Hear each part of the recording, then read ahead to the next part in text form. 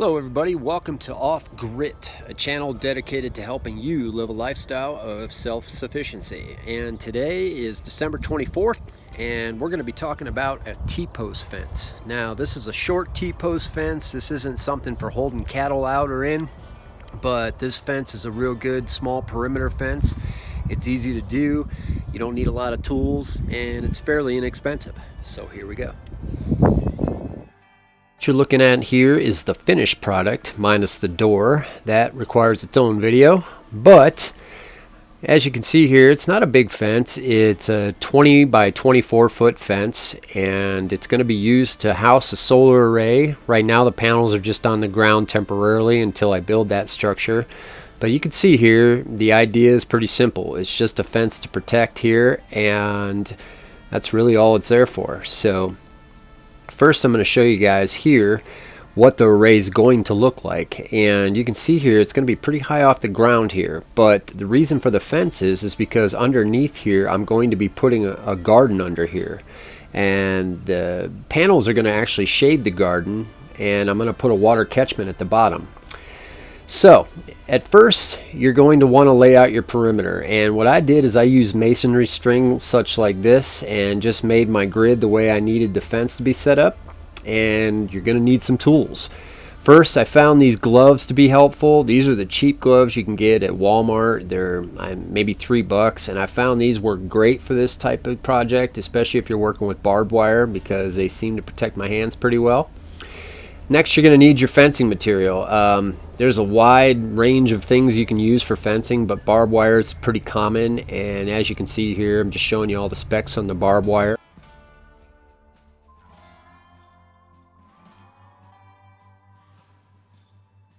So now I'm going to move on here to the fence stretcher.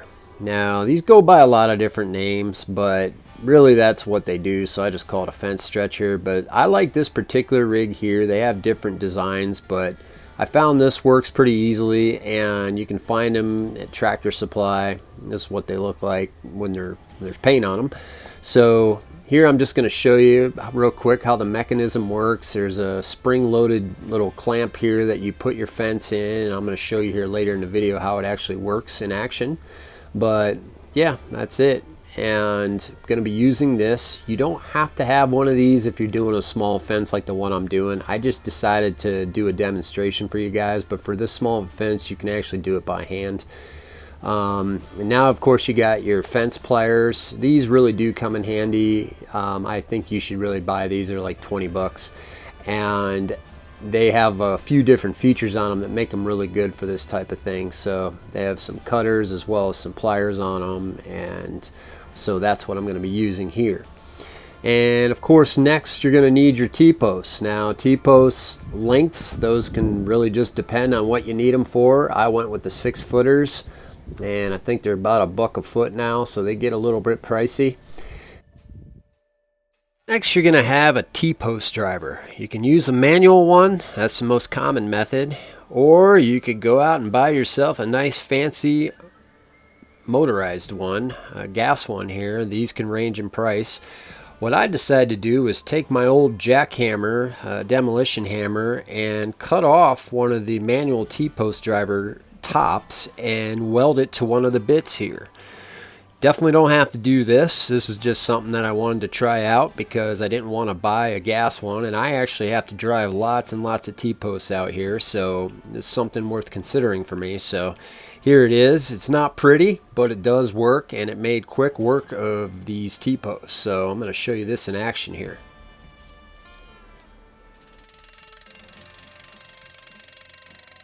So while I'm showing you guys how this works, you can see how snazzy that is. The only real issue here is I have to use a ladder with it because it doesn't have the side handles.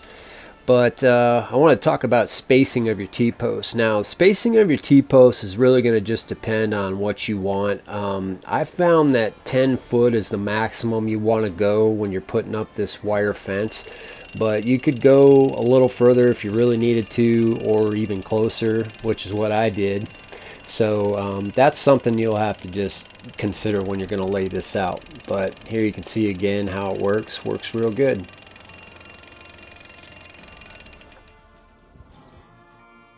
One important thing to point out are the corners of your fence. It's really important that you brace the corners. This method here is a real easy method to do, or basically you just, as you can see, you slant T-posts from the top of the end to the bottom of the next post.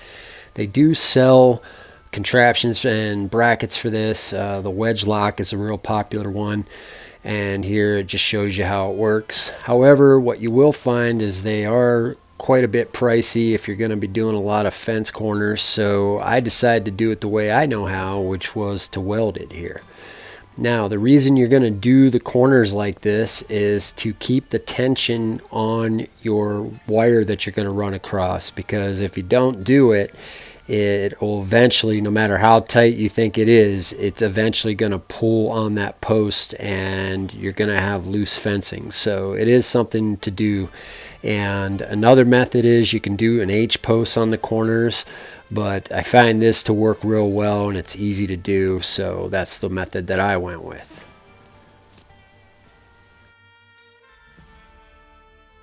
Alright, so here's the finished product, and just remember you want to go from the top of the corner post to the bottom of the connecting post. Very important. And next I'm going to show you here when you stretch your wire how you do that. So when you stretch your wire here, I've already started, but I'm going to show you from the beginning. You want to put your gloves on, especially with barbed wire, because this stuff can really hurt your hands. And of course I got my fence pliers here, and I have the spool sitting on the ground, and I have the end of the wire here.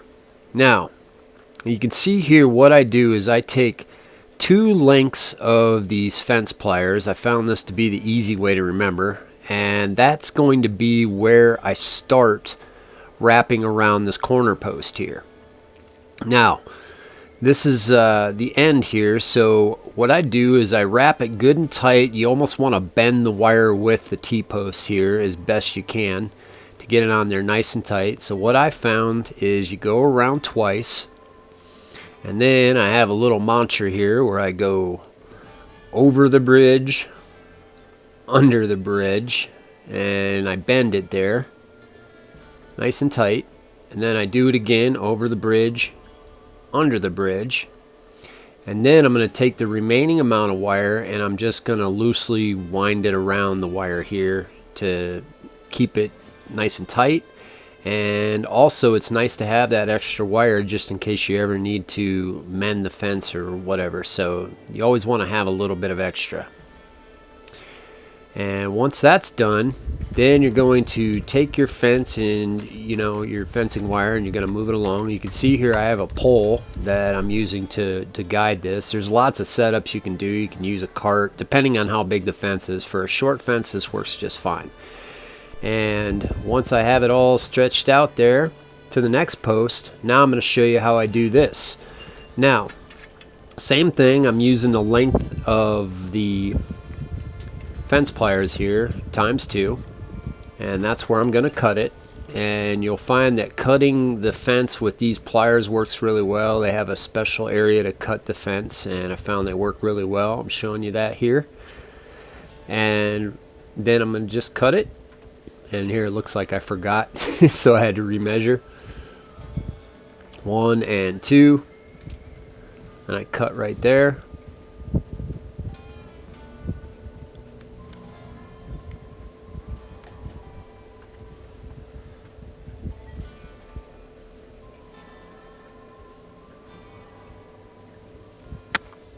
There it is. And now you see I hold the wire so it doesn't snap back when it cuts. So that's a little detail there that'll help you out.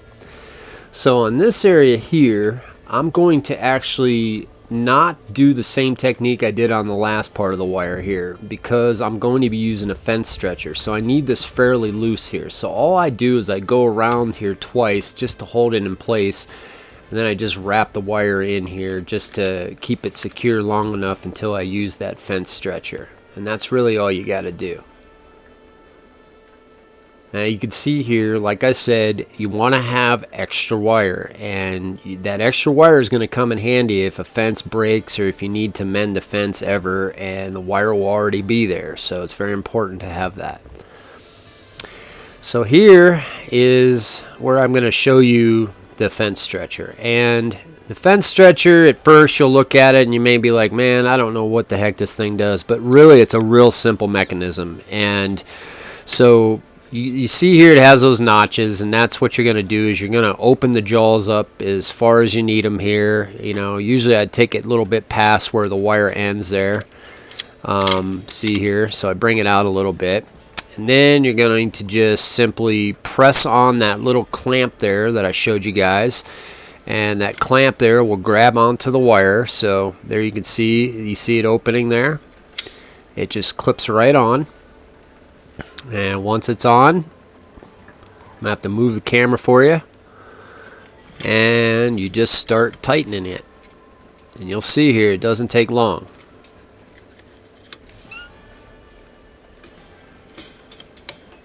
And see all that tension there?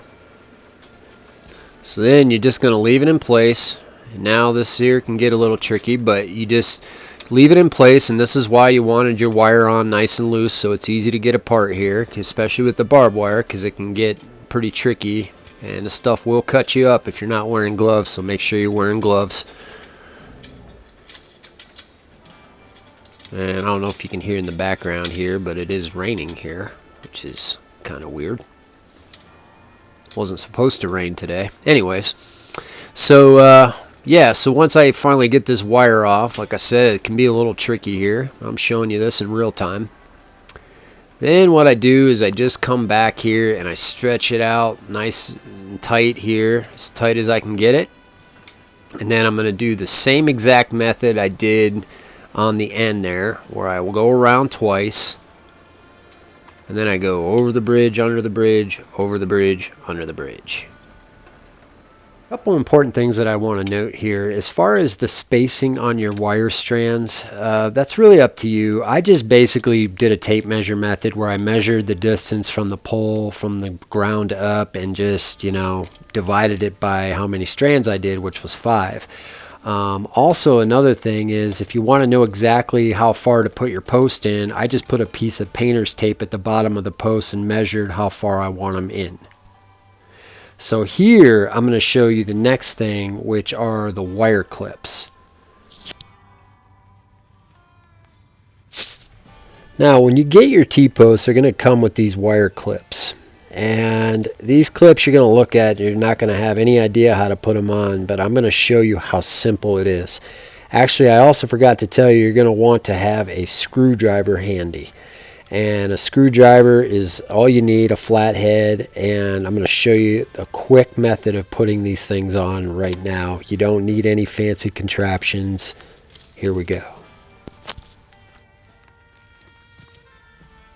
Alright, so if you missed that, I'm going to show you here a little bit slower. And it's real easy to do, as you can see here. You put your clip on, and another important thing that I forgot to mention was on your T-post, it's really important to have them all facing out the same way, because you can see here the wire is actually going to go where the notches are, and the clip goes around the back side there behind the notches. And you can just get yourself a flathead screwdriver, no special tools really needed. You put it in there and stick it all the way in, and then you just twist it around, and it's really that simple. And you can, as an option, you can take a pair of pliers and tighten up the other side there, but I found that I didn't really have to do it on most of them. Once in a while you'll get kind of a weird clip that is a defect or something that you might have to do it, but for the most part you don't have to. But I'm going to show you here anyways.